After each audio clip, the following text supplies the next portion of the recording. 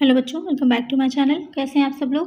आज की वीडियो में मैं आप लोग के लिए प्रिंसिपल ऑफ मैनेजमेंट के एमसीक्यूज क्वेश्चंस लेकर के आई हूं। इससे पहले भी इस पर मैंने काफ़ी वीडियोस डाली हुई हैं। अगर आपने वो नहीं देखी हैं तो उसका लिंक इस वीडियो के डिस्क्रिप्शन में मिल जाएगा, आप वहां से जाकर देख सकते हैं। इसके अलावा भी और किसी सब्जेक्ट पर आपको एमसीक्यूज क्वेश्चंस की डिटेल वीडियोज़ चाहिए हों तो प्लीज़ मुझे कमेंट करिएगा।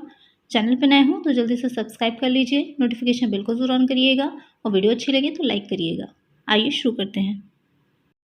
20 तक आप लोग के क्वेश्चन हो गए थे। इसके आगे 21 क्वेश्चन लेते हैं। लक्ष्य, प्रयोजन, मिशन और टारगेट को डैश के रूप में भी जाना जाता है। Goals, purposes, mission and target is also known as objective, strategies, policies या फिर रूल्स। तो जो लक्ष्य, उद्देश्य, प्रयोजन और मिशन या फिर टारगेट होता है उसे और क्या कहते हैं, उसे कहते हैं उद्देश्य, ऑब्जेक्टिव्स। तो यहाँ पर करेक्ट आंसर हो जाएगा ऑप्शन ए। किसी भी प्रबंध के लिए उद्देश्य बहुत महत्वपूर्ण होते हैं। उद्देश्य जब होगा उसी के हिसाब से ही क्या होता है, रणनीतियाँ निर्धारित होती हैं, उसी के हिसाब से नियोजन होता है, संगठन करते हैं। आगे के सारे काम जो होते हैं उद्देश्यों पर ही निर्भर करते हैं कि हमारा लक्ष्य क्या है, क्या हम करना चाहते हैं। नेक्स्ट क्वेश्चन है, प्रबंधन का पहला और सबसे महत्वपूर्ण कार्य है। The first and foremost function of management is planning, organising, controlling, coordination. तो ये चारों ही क्या होते हैं, प्रबंध के काम तो होते हैं, लेकिन तो सबसे महत्वपूर्ण और सबसे पहले काम कौन सा होता है, वो हो जाता है प्लानिंग या फिर नियोजन। कोई भी कार्य किया जाएगा तो सबसे पहले उसमें क्या किया जाता है, प्लानिंग की जाती है। प्लानिंग के से ही हमें पता चलता है कि कौन सा कार्य हम करना चाहते हैं, हमारे उद्देश्य क्या है, उस कार्य को हम किस तरह से करेंगे, कौन कौन से ऑप्शन है हमारे पास, कौन कौन से विकल्प हैं, उस काम को करने के लिए कौन सा विकल्प सबसे बेस्ट रहेगा। ये सारी चीज़ें क्या होती हैं, नियोजन के अंतर्गत आ जाती हैं आपकी। तो यहाँ पर करेक्ट आंसर हो जाएगा ऑप्शन ए। नेक्स्ट क्वेश्चन है, जो नियोजन पूरे उपक्रम के लिए सभी उद्देश्य, रणनीतियों और नीतियों को निर्धारित करता है डैश कहलाता है। Planning less down the overall objective, strategies and policies for the total enterprises dash corporate planning, divisions planning, unit planning, department planning. तो यहाँ पर वो क्वेश्चन आपसे पूछ रहा है कि वो नियोजन जो पूरे उपक्रम के लिए सारे उद्देश्यों को, रणनीतियों को, स्ट्रेटेजीज को बनाता है, पॉलिसीज को डिसाइड करता है, वो कौन सा नियोजन होता है, वो हो जाता है सम्मिलित नियोजन, कॉर्पोरेट प्लानिंग। आज के टाइम में क्योंकि मार्केट बहुत ज़्यादा डेवलप हो चुकी है, कस्टमर बहुत जागरूक हो गया है, वो अपने सारी चीज़ों को अच्छे से समझ रहा है, तो क्या होता है, मार्केट में इतनी ज़्यादा कंपटीशन बढ़ चुका है कि उस कंपटीशन से निपटने के लिए पूरी स्ट्रैटेजीज़ के साथ, पॉलिसीज़ के साथ कंपनियों को उतरना पड़ता है, जिससे कि वो मार्केट में अपनी जगह बना सके और अपने प्रोडक्ट को ज़्यादा से ज़्यादा सेल कर सके। पहले के टाइम में क्या था, क्योंकि मार्केट जो थी वो जो भी वस्तुएं बना दी जाती थी, जो भी प्रोडक्ट बना दिया जाता था, वही हमको लेना होता था। लेकिन आज के टाइम में क्या है, इतने ज़्यादा हमारे पास ऑप्शन अवेलेबल हैं कि उसमें से हम कोई भी ऑप्शन को चुन सकते हैं। जिस वजह से क्या होता है कि जब पूरी रणनीति के साथ, स्ट्रैटेजीज के साथ कोई कंपनी मार्केट में उतरती है तो वो आसानी से उन वस्तुओं को बेच सकती है और अपनी मार्केट को बढ़ा सकती है। तो यहाँ पर जो आपका सम्मिलित नियोजन होता है, कॉर्पोरेट प्लानिंग होती है, वो इसी के लिए ही की जाती है कि कैसे हम लॉन्ग टर्म में अपने व्यवसाय को, अपने बिजनेस को, अपने उद्यम को, या जो भी इंटरप्राइज है, कारखाना है, जो भी है, उसको ज़्यादा से ज़्यादा आगे बढ़ा सकें। तो यहाँ पर करेक्ट आंसर हो जाएगा ऑप्शन ए। नेक्स्ट क्वेश्चन है, व्यवस्था है। Strategic planning is dash long term planning, medium term planning, short term planning या फिर एनुअल प्लानिंग। यहाँ पर क्वेश्चन आपसे पूछ रहा है जो स्ट्रैटेजी होती है वो क्या होती है, उसकी प्लानिंग जो करते हैं तो वो क्या है। तो स्ट्रैटेजी को, व्यूहरचना को कार्यनीति, मोर्चाबंदी भी कहा जाता है। तो क्वेश्चन में वो भी लिख के आ सकता है आपके। तो किस तरह का नियोजन होता है, ये हो जाता है दीर्घकालीन। तो ये आपको नॉर्मली नहीं, कुछ विशेष परिस्थितियों के लिए किया जाता है, कुछ स्पेशल कंडीशंस होती हैं जहाँ पर ये इसको स्ट्रैटेजी को यूज़ किया जाता है। तो उसमें सबसे पहले क्या किया जाता है कि संस्था के उद्देश्य और लक्ष्य देखे जाते हैं कि क्या है और वो क्या करना चाहती है। उसके बाद उसमें क्या होगा, पर्यावरण का विश्लेषण किया जाएगा, एनवायरमेंट एनालिसिस आता है जिसमें आपका स्वॉट एनालिसिस आ जाएगा। आपको पता होगा कि जो एनवायरमेंट होता है वो दो तरह का होता है, इंटरनल और एक्सटर्नल होता है। तो जो इंटरनल एनवायरमेंट है तो उस पर तो जो भी संस्था है, कोई जो भी कंपनी है या इंटरप्राइजेज है, वो उसका नियंत्रण रहता है, उसे कंट्रोल कर सकती है। तो आपका जो इंटरनल में आ जाते हैं, दो चीज़ें आ जाती हैं, स्ट्रेंथ और वीकनेस, कि वो क्या कुछ कर सकती है, उसकी शक्तियाँ क्या है, स्ट्रेंथ क्या है, उसकी वीकनेस क्या है। और दूसरा आपका जो आ जाता है एक्सटर्नल में, वो हो जाता है थ्रेट्स और अपॉर्चुनिटीज़, यानी कि अवसर और खतरे।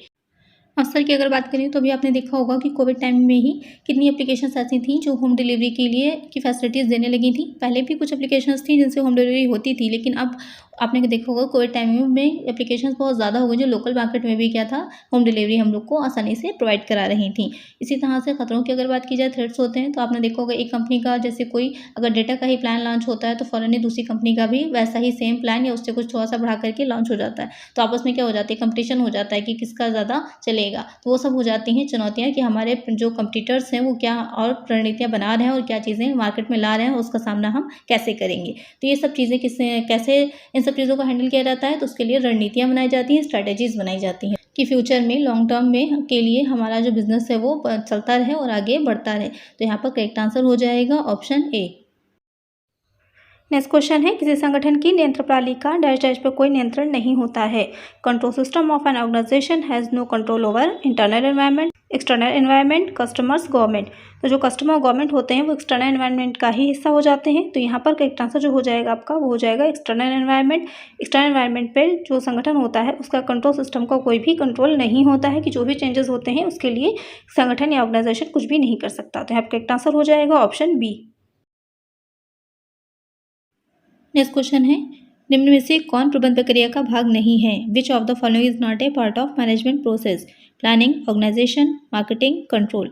तो इसमें जो आपका मार्केटिंग आता है यानी कि विपणन है वो प्रबंध प्रक्रिया का भाग नहीं होता है। विपणन क्या होता है? विपणन हो जाता है, वैसे नॉर्मल अगर बोलचाल की भाषा में बोलें तो विपणन का मतलब होता है वस्तुओं का क्रय विक्रय यानी कि सेल करना और परचेस करना। लेकिन अगर डीपली जाएँ तो विपणन का काम हो जाता है कि जो वस्तु पहली बार सोचा जा रहा है कि इस वस्तु को बनाया जाएगा, वहाँ से लेकर के वस्तु के बिक जाने के बाद तक जो सेवाएँ दी जाती हैं, सर्विसिंग दी जाती है, वहाँ तक का काम पूरा आ जाता है मार्केटिंग में। बहुत ही अच्छा इंटरेस्टिंग सब्जेक्ट है। अगर आप लोग आगे पढ़ेंगे तो देखेंगे कि मार्केटिंग काफ़ी प्रैक्टिकल और हमारे आस-पास की डेली लाइफ से काफ़ी कनेक्ट करता है। तो बहुत अच्छा इंटरेस्टिंग सब्जेक्ट है। तो यहाँ पर करेक्ट आंसर हो जाएगा option C, marketing. Next question है, निम्न में कौन सा कथन असंगत है? प्रबंध उद्देश्यपूर्ण है, प्रबंध एक विशिष्ट प्रक्रिया है, प्रबंध सार्वभौमिक है, प्रबंध स्वामित्व से भिन्न नहीं है। यानी कि इनका कहना है कि management is purposeful, management is a specialised process, management is universal, management is not different from ownership. तो मैनेजमेंट में आपका उद्देश्यपूर्ण भी होती है, पर्पसफुल होती है, उद्देश्य सबसे इंपॉर्टेंट है, बिना उद्देश्य के मैनेजमेंट का काम ही नहीं हो पाएगा। एक विशिष्ट प्रक्रिया है, सही है, सार्वभौमिक भी है, ये भी सही है, यूनिवर्सल है, हर जगह है, हर चीज़ में आज के टाइम में मैनेजमेंट का यूज़ होता है। लेकिन ये जो कह रहे हैं कि प्रबंध स्वामित्व से भिन्न नहीं है, तो ये चीज़ गलत है। प्रबंध स्वामित्व से क्या होता है? भिन्न होता है। अगर छोटी संस्था की हम बात कर रहे हैं तो वहाँ पर प्रबंध और स्वामित्व सेम हो सकता है, लेकिन अगर एक बड़ी संस्था की बात हो रही है तो वहाँ पर जो स्वामित्व होता है, जैसे कंपनी की बात करें तो कंपनी के स्वामी कौन होते हैं? जो उसके शेयर होल्डर्स होते हैं, जो अंशधारी हैं, जिनका पैसा उसमें लगा हुआ है, वो हो जाते हैं उसके स्वामी। और जो उसको चला रहे होते हैं उसके संचालक होते हैं, उसके बोर्ड ऑफ डायरेक्टर्स होते हैं, मैनेजर्स होते हैं। तो वहाँ पर क्या हो जाता है कि स्वामित्व और प्रबंधन दोनों अलग अलग चीज़ें हो जाती हैं। तो यहाँ पर जो ये आपका डी स्टेटमेंट है कि प्रबंध स्वामित्व से भिन्न नहीं है, ये कथन आपका गलत है। तो यहाँ पर करेक्ट आंसर हो जाएगा ऑप्शन डी। नेक्स्ट क्वेश्चन है, लक्ष्यों की प्राप्ति की ओर प्रयासरत एक निश्चित व्यक्ति समूह डैश डैश कहलाता है? An identified group of people contributing their efforts towards the attainment of goals is called an dash dash organisation, business, management या फिर डिपार्टमेंट। तो यहाँ पर जो एक किसी विशिष्ट उद्देश्य होते हैं, जो लक्ष्य होते हैं कि उनके पाने के लिए, उनकी प्राप्ति के लिए जो एक साथ समूह के रूप में आपस में सम्मिलित होकर कार्य करने की करते हैं और उस लक्ष्य को प्राप्त करने का प्रयास करते हैं, तो वो हो जाता है संगठन। ये संगठन की डेफिनेशन है आपकी कि लक्ष्यों की प्राप्ति की ओर प्रयासरत एक निश्चित व्यक्ति समूह, वो क्या कहलाता है? संगठन, ऑर्गेनाइजेशन कहलाता है। तो यहाँ पर करेक्ट आंसर हो जाएगा ऑप्शन ए। संगठन को आप इस तरीके से भी समझ लेते हैं, जैसे कि एक क्रिकेट टीम होती है तो उसका क्या लक्ष्य होता है? एक उद्देश्य होता है कि हमें अपनी टीम को जिताना है, हमें जीतना है। तो उसमें जितने भी प्लेयर्स होते हैं सबका एक ही लक्ष्य होता है कि हमें एक साथ मिलकर के खेलना है और जीतना है। अगर उसमें से किसी एक का सिर्फ यही लक्ष्य हो जाए कि नहीं, हमें अपनी सेंचुरी से मतलब है, हमें अपने विकेट्स लेना है, टीम जीते या ना जीते हमें क्या लेना, तो क्या होगा? टीम सही से काम नहीं कर पाएगी, एक साथ आपस में सबके लक्ष्य एक नहीं होंगे, तो सबका प्रयास भी सेम नहीं रहेगा, तो उसमें क्या होगा? टीम हार जाएगी। वही चीज़ संगठन में भी होती है कि सारे जितने भी लोग काम कर रहे हैं सबका लक्ष्य एक होना चाहिए, सब आपस में कोऑर्डिनेट करके काम करें, जिससे कि जो भी लक्ष्य निर्धारित है उन्हें आसानी से प्राप्त किया जा सके। नेक्स्ट क्वेश्चन है, कई विकल्पों में से सर्वश्रेष्ठ विकल्प के चयन को डैश डैश के रूप में जाना जाता है? The selection of best alternative from many alternatives is known as selection, decision making, organising, budgeting. तो यहाँ पर क्वेश्चन आपसे पूछ रहा है कि जब कई विकल्पों में से जो सबसे अच्छा विकल्प होता है उसको हम चुनते हैं। जो नियोजन की आपने प्रक्रिया पढ़ी होगी तो उसमें लास्ट में सबसे यही होता है कि जो जितने भी विकल्प होते हैं उसमें सबसे बेस्ट विकल्प जो होता है उसका चयन किया जाता है। तो उस प्रक्रिया को क्या कहते हैं? उसको क्या कहते हैं? तो वो हो जाता है निर्णय, डिसीजन मेकिंग। हम डिसीजन लेते हैं कि ये विकल्प सबसे अच्छा है, ये ऑप्शन सबसे अच्छा है, इसको हम फाइनल कर रहे हैं। तो यहाँ पर करेक्ट आंसर हो जाएगा ऑप्शन बी। नेक्स्ट क्वेश्चन है, प्रबंध के विस्तार को डैश डैश के रूप में भी जाना जाता है? The term span of management is also known as span of business, span of control, span of activity, span of planning. आपने पढ़ा होगा प्रबंध का विस्तार, इसको और किस नाम से जाना जाता है? इसको जाना जाता है नियंत्रण के विस्तार के नाम से, और इसे पर्यवेक्षण का विस्तार भी कहते हैं। तो आपको क्वेश्चन में कुछ भी लिख के आ सकता है, तो आप लोग को ये भी पता होना चाहिए प्रबंध के विस्तार को नियंत्रण का विस्तार और पर्यवेक्षण का विस्तार दोनों कहा जाता है। तो प्रबंध के विस्तार होता क्या है? तो यहाँ पर प्रबंध के विस्तार से मतलब ये होता है कि अधीनस्थों की संख्या कितनी है जो उसके अंडर में काम कर रहे हैं, क्योंकि उसकी भी योग्यता सीमित होती है प्रबंधक की, तो कितने लोगों को वो अपने अंडर में काम करा सकता है जिससे कि वो ज़्यादा से ज़्यादा उन लोगों को कंट्रोल में रख सके और कार्य करा सके और बाकी भी अपने सारे जो काम होते हैं उनको आसानी से निपटा सके। तो उसी की सीमा का निर्धारण किया जाता है प्रबंध के विस्तार के अंतर्गत। यहाँ पर करेक्ट आंसर हो जाएगा ऑप्शन बी। आज की वीडियो में इतना ही, मिलते हैं नेक्स्ट वीडियो में कुछ और नए क्वेश्चंस के साथ। अगर वीडियो अच्छी लगी हो तो लाइक करिएगा, चैनल पर नया हो तो सब्सक्राइब करिएगा, नोटिफिकेशन बिल्कुल ज़रूर ऑन करिएगा जिससे जो भी वीडियो मैं डालूँ उसको नोटिफिकेशन आपको मिल जाए। ज़्यादा से ज़्यादा फ्रेंड्स के साथ शेयर करिएगा। Thank you.